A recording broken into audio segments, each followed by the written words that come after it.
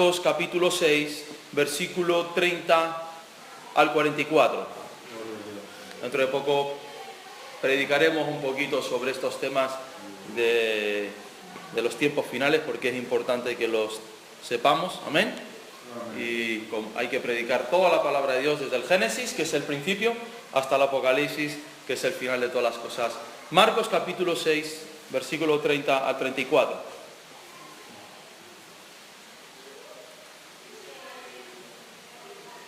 Gloria a Dios.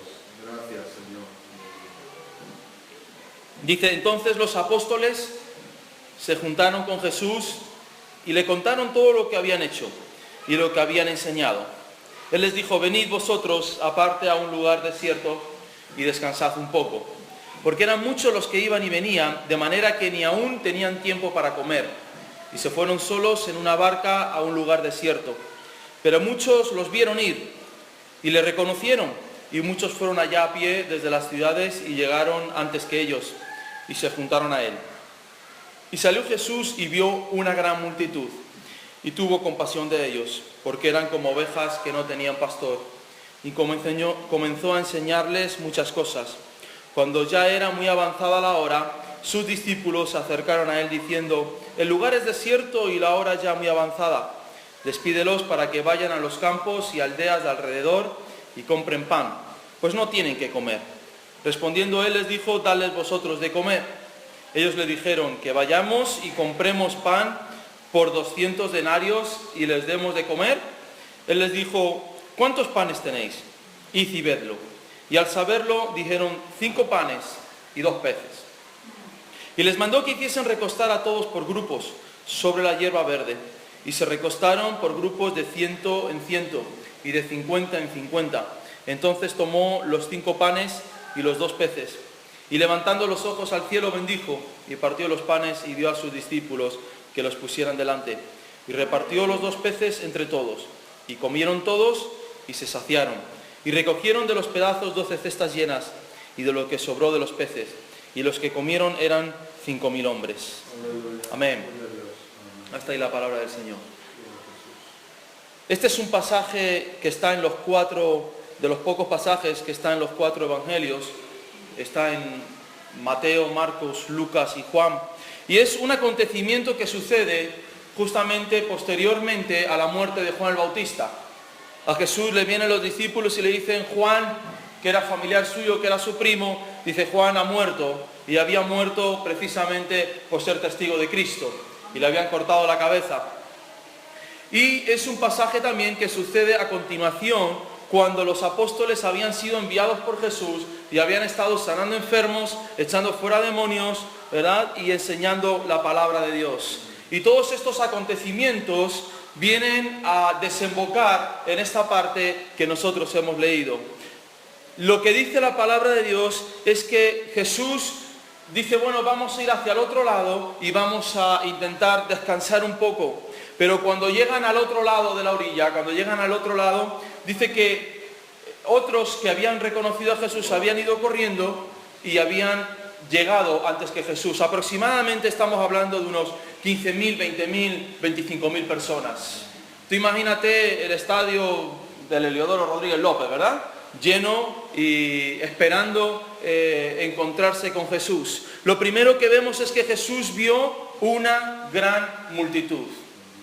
La pregunta que Cristo hace a la iglesia es: cuando tú sales de tu casa, ¿qué ves? ¿Ves el trabajo al que tienes que ir? Hay personas que van, ¿verdad? Como los burros, como los caballos, así que les ponen estas orejeras para que no se despisten, y lo único que ven es casa, trabajo, trabajo, casa, o casa, trabajo, gimnasio, gimnasio, trabajo, casa, ¿verdad? Y no vemos nada más. Pero cuando nosotros salimos todos los días, nos encontramos con multitudes a nuestro alrededor. Nos encontramos con cientos o decenas o quizás miles de personas alrededor nuestro. Y nuestros ojos espirituales están cerrados a esas multitudes. Cuando Jesús ve a todas estas personas, dice la palabra de Dios que tuvo compasión de ellos. Cuando nosotros vemos a las personas que nos rodean, ¿sentimos la compasión de Dios en nuestras vidas? Cuando un cristiano sale de su casa y comienza su jornada laboral y comienza a ver al del pan, comienza a ver al vecino de enfrente, lo saluda en el ascensor, comienza a ver al profesor de sus hijos, comienza a ver a diferentes personas, la pregunta que nosotros tenemos que hacer y nos tenemos que hacer como hijos de Dios es, ¿sentimos compasión por ellos? ¿O simplemente los vemos como nuestro vecino, como nuestro familiar, o como aquel que nos debe dinero, o como aquel que me hizo aquella jugarreta en aquel tiempo y todavía la tengo guardada y espérate que dentro de poco se la voy a pagar el doble? ¿O vemos a las personas como las veía Jesús? Dice que las veía con compasión. Con compasión. Esta es una de las características que la Iglesia ha perdido en este tiempo. Primero, el ver las multitudes, y el segundo, el ver las multitudes con la compasión de Cristo. Porque cuando Cristo veía un alma, veía ese alma perdida en el infierno. Cuando Cristo veía una familia que estaba abocada al fracaso si no cambiaba su forma de vida y si no aceptaba su sacrificio. Nosotros como iglesia y como hijos de Dios tenemos que pedirle al Señor que haya un cambio en nuestra mente, que haya un cambio en nuestro corazón y que comencemos a sentir compasión por las almas. ¿Cuándo fue la última vez que orando delante de Dios has llorado por las personas que no tienen a Cristo? ¿Cuándo ha sido la última vez que has sentido la necesidad en tu corazón de llegar pronto a casa para ponerte a orar por las personas que no conocen a Cristo? ¿Cuándo has sentido la necesidad urgente, verdad, de comenzar a ayunar y de comenzar a orar y de pedirle a Dios, Señor, necesitamos una respuesta del cielo para todas estas almas? Porque, hermanos, la iglesia está dormida. Dedicamos 10, 8, 11 horas a trabajar en nuestros trabajos seculares para ganar dinero, para conseguir cosas que no nos podemos llevar más allá de la eternidad.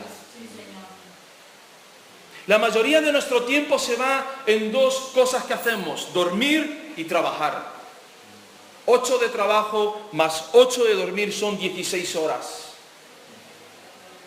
El resto del tiempo las dedicamos a otras cosas, pero muy pocos se ponen delante de Dios. Déjame decirte, todo lo que tú ves ya no existe.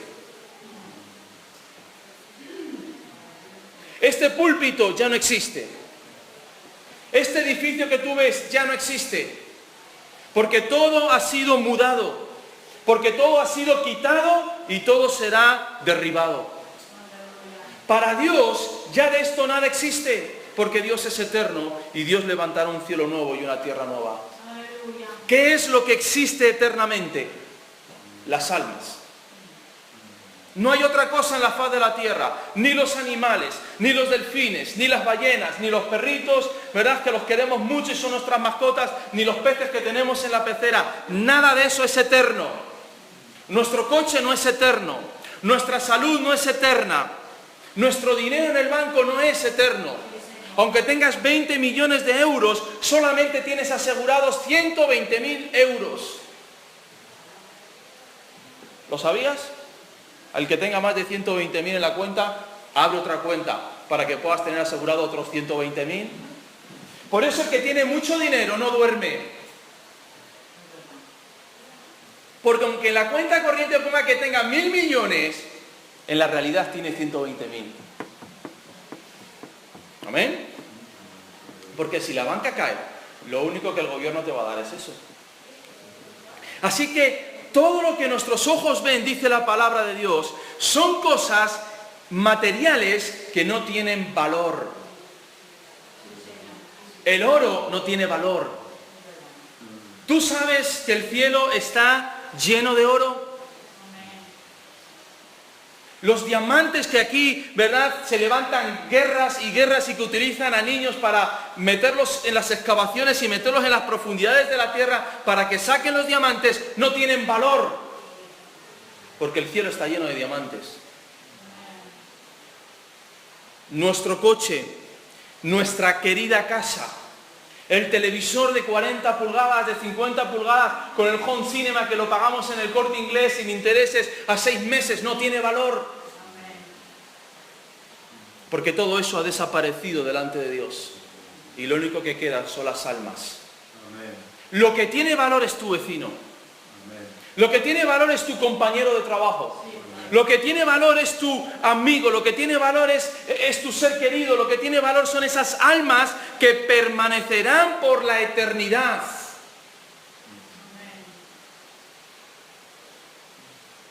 Por la eternidad, hermanos. No estamos hablando de que van a tener otra segunda oportunidad.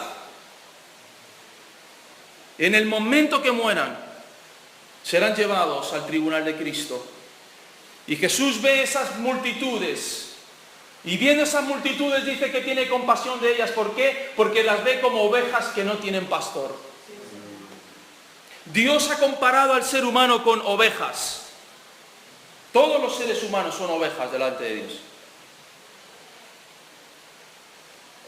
¿Sabes que la oveja es el único animal de todos los animales del mundo que no puede sobrevivir sola? La oveja no tiene la capacidad de atacar. La oveja no tiene la capacidad de escalar. La oveja no tiene la capacidad de orientarse. ¿Sabes que la oveja tiene una visión periférica, pero que no distingue las figuras? Ve borrosamente y sigue el bulto que ve. La oveja ha sido concebida para seguir a otras ovejas y la otra oveja ha sido creada para seguir a un pastor.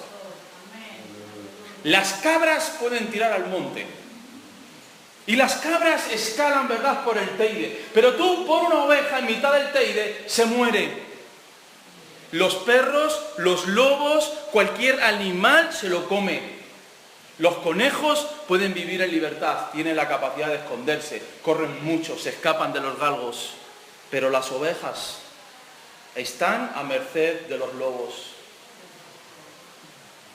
Y por eso Jesús ve las multitudes y las ve en todo, ¿verdad?, un escenario mundial, en todo un escenario donde están conviviendo. Y como Dios ve el mundo espiritual que hay detrás de esos hombres, Él ve todos los demonios y todos los espíritus demoníacos que están esperando devorar esas ovejas. Porque, hermanos, hay millones y millones de espíritus demoníacos esperando encontrar un cuerpo, esperando encontrar un lugar, una oveja en la cual habitar, hacer su nido y destruir su vida. ¿A qué vino el diablo? A robar, a matar y a destruir. Y cuando Cristo ve eso, se compadece de ellos porque los ve que no tienen un pastor que los pueda defender. Nosotros como cristianos tenemos un pastor que nos defiende. Amén. Nada, di conmigo, nada. Nada puede tocarme. Nada. Porque estás bajo la bendición de Dios. Y Dios dice, nada te pueda tocar, nada te pueda hacer frente. Si algo viene a tu vida que tú crees que es una enfermedad, es porque yo lo he permitido. Amén. Y detrás de eso viene la gloria de Dios. Nuestras luchas, nuestros fracasos no son para tirarnos, para tumbarnos y para dejarnos tirados en el suelo, sino es para ver la gloria de Dios. Amén. No quiere decir que un cristiano no viva una enfermedad, no viva un problema. Estoy diciendo que en medio del valle de sombra de muerte, el pastor nuestro está con nosotros para guiarnos. Amén. Y no entraremos en la depresión, no entraremos en el suicidio, no entraremos, ¿verdad?, en las drogas, no entraremos en el alcoholismo. Nuestro pastor cuida de nosotros. Pero ¿y las ovejas que no conocen al pastor? ¿Y las ovejas que están perdidas? ¿Y las ovejas, verdad, que no han encontrado la paz de Dios, que no han encontrado los caminos de Dios? ¿Qué pasa con esas ovejas? Y el Señor sigue esperando que su iglesia vuelva a mirar a los hombres y vuelva a tener compasión de ellos. Y vuelva a verlos como ovejas que no tienen pastor. Porque esa, hermanos, es la realidad de de las personas que nos rodean. No hay salida.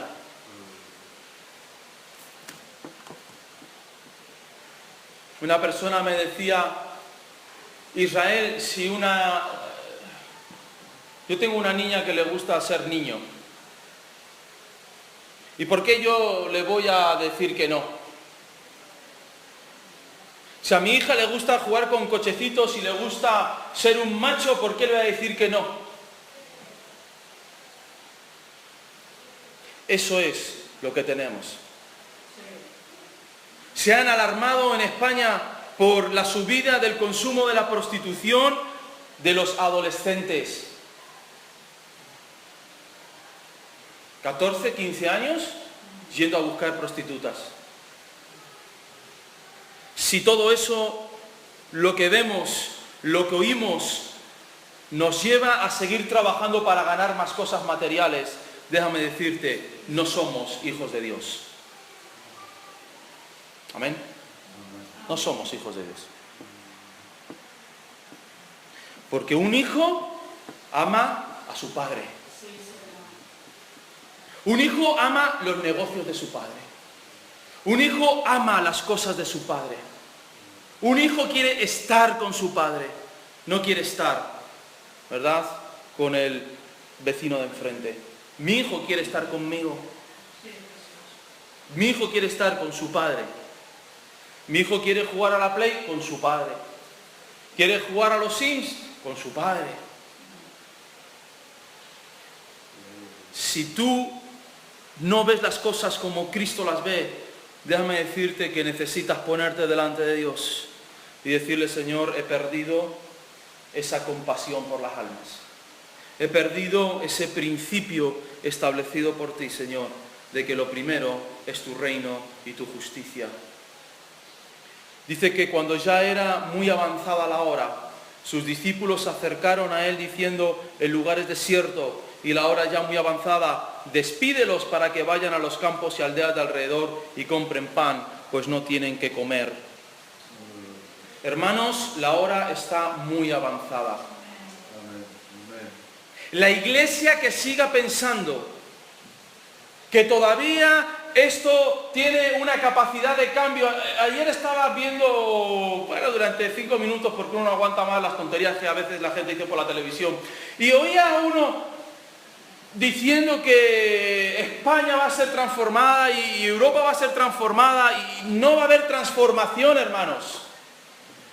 Porque la única transformación que va a venir sobre la tierra es la venida de Cristo. Aleluya. Es la única. En los tiempos finales, si tú los estudias en la palabra de Dios, la característica es la apostasía de la iglesia. No es la fe. Y hace una pregunta Jesús. Cuando el Hijo del Hombre vuelva a la tierra, ¿va a haber fe? La palabra de Dios dice, en los tiempos finales el amor de muchos se enfriará. La palabra de Dios dice que por causa de la maldad habrá que cerrar esos tiempos, porque si no, ninguno sería salvo. Hermanos, estamos ante la peor hora que ha existido sobre la tierra. Estamos viendo ante nuestros ojos todo lo que ha sido predicado por los apóstoles durante más de 80, 90 años. Delante de nosotros se están levantando los poderes de Satanás más fuertes y más poderosos que jamás han sido levantados. Todos los espíritus, ese espíritu demoníaco que ha levantado a todos los césares, a todos los gobiernos unitarios, a Hitler, es un poder que todavía volverá a ser levantado sobre la tierra. Y la iglesia, aleluya, va a ser perseguida, la iglesia va a ser presionada, la iglesia va a ser reducida. Porque la hora está muy avanzada. Y la noche viene sobre este mundo. Y el día que la iglesia sea quitada de la faz de la tierra, amigo, ya no habrá gracia de Dios. El Espíritu Santo ya desaparecerá de la tierra. Aleluya.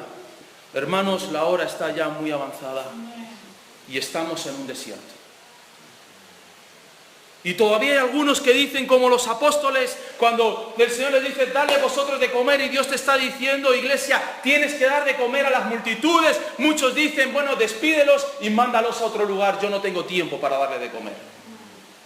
Mándalo a otra aldea, mándalo a otra iglesia, Señor. Aquí no tenemos tiempo para los drogadictos, aquí no tenemos tiempo para las prostitutas, aquí no tenemos tiempo para los pederastas, aquí no tenemos tiempo para nada, mándalos a otro sitio.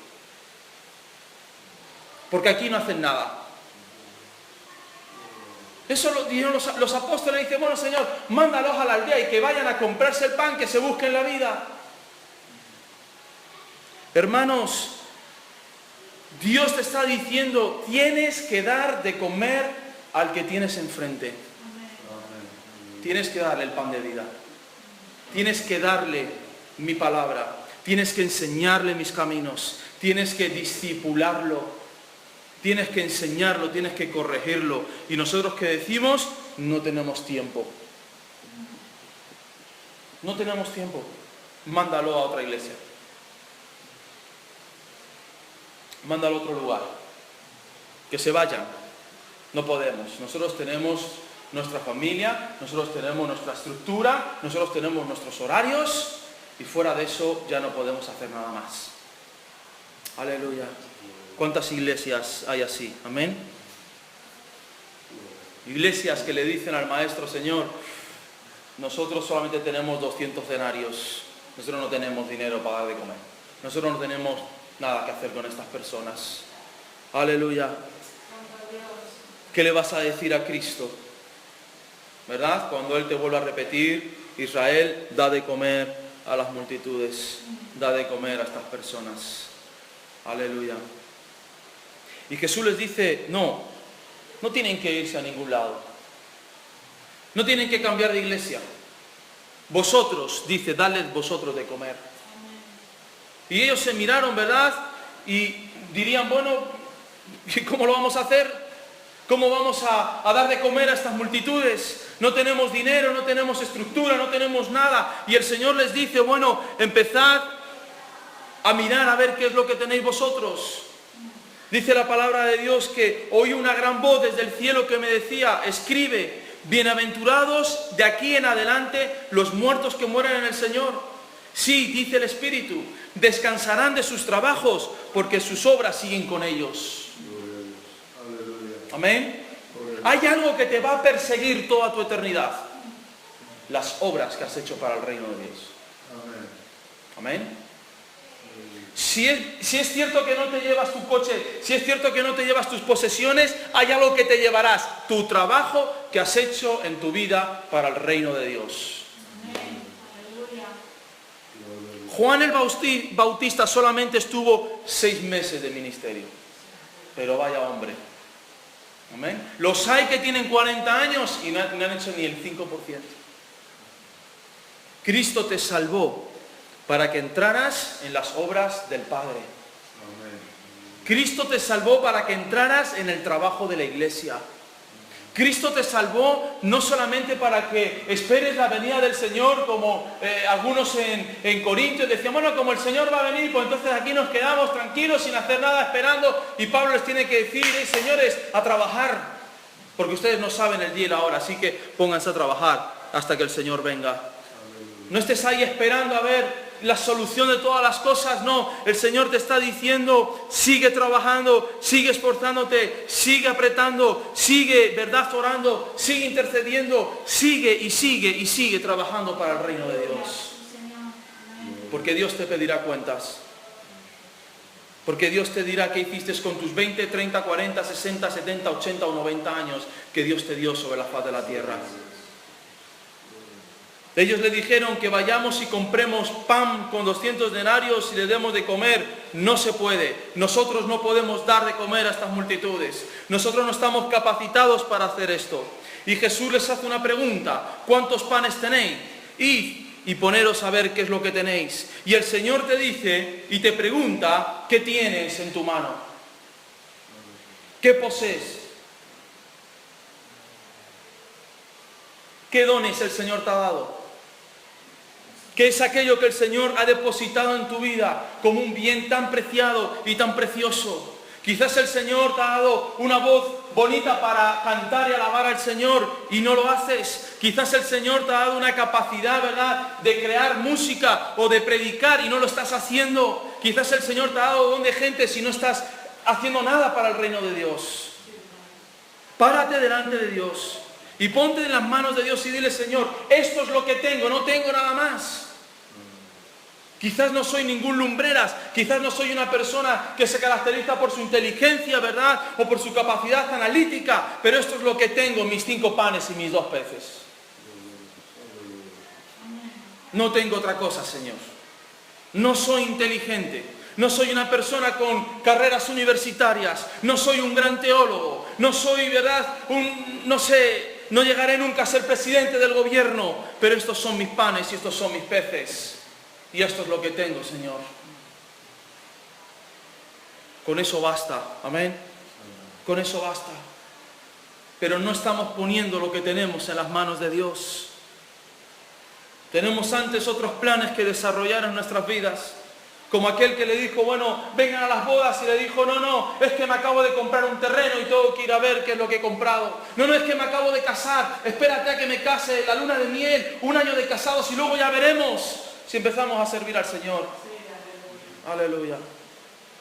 El Señor los desecha a todos esos. Yo no sé si lo leíste. Pero le dijo, bueno, los lugares que estos no van a ocupar, vayan por los caminos y busquen a aquellos que quieren entrar en el reino de Dios. Hermanos, esa pregunta sigue latiendo en el corazón de Dios, en el corazón del cielo. ¿Qué tienes para ofrecer delante de Dios? ¿Cuáles son tus dones? ¿Cuáles son los regalos que Dios te ha dado? ¿Cuáles son tus capacidades delante de Dios?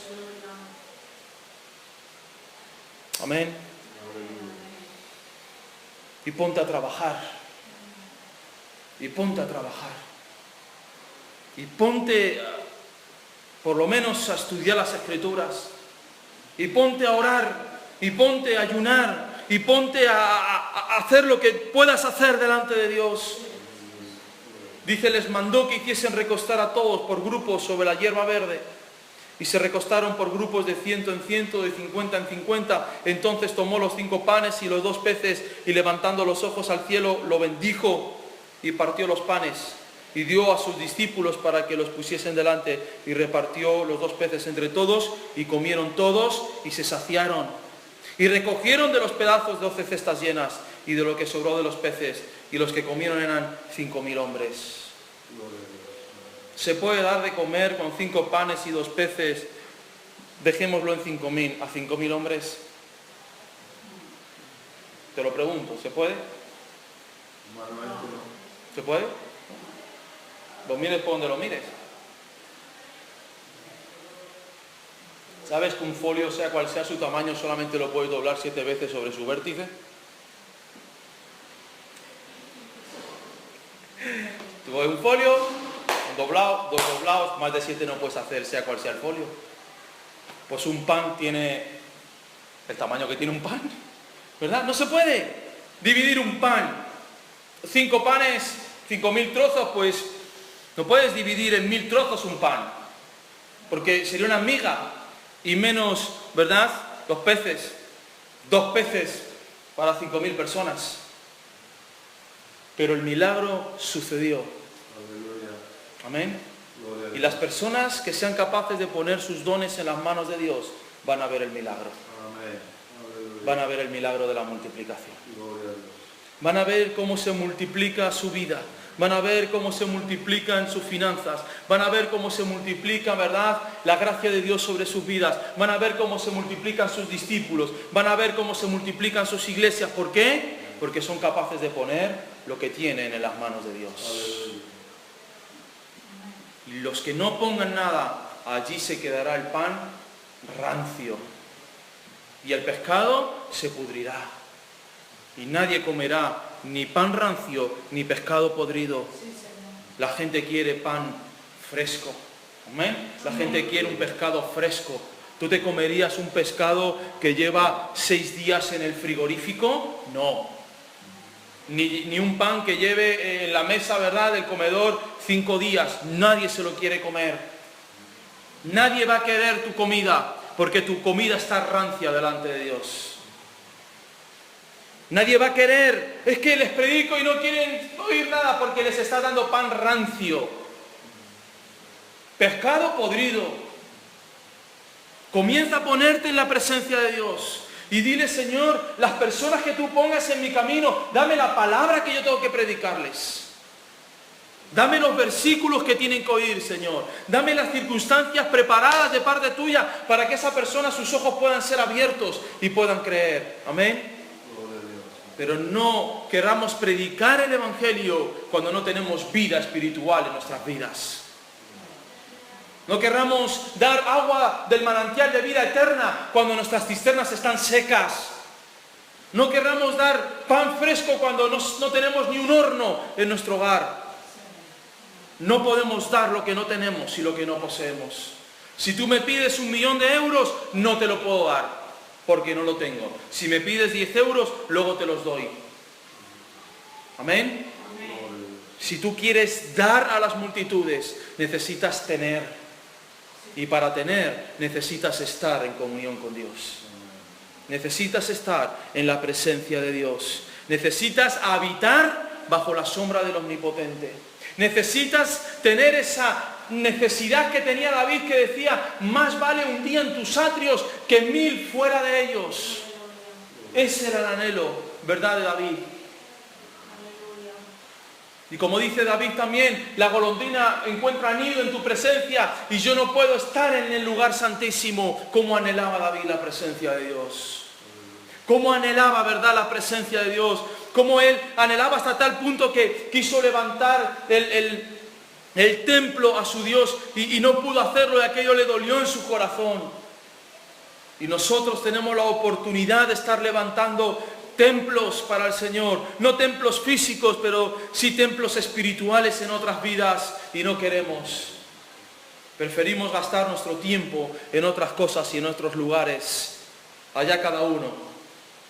Yo he visto tantas personas que se fueron a hacer dinero y dejaron los caminos de Dios.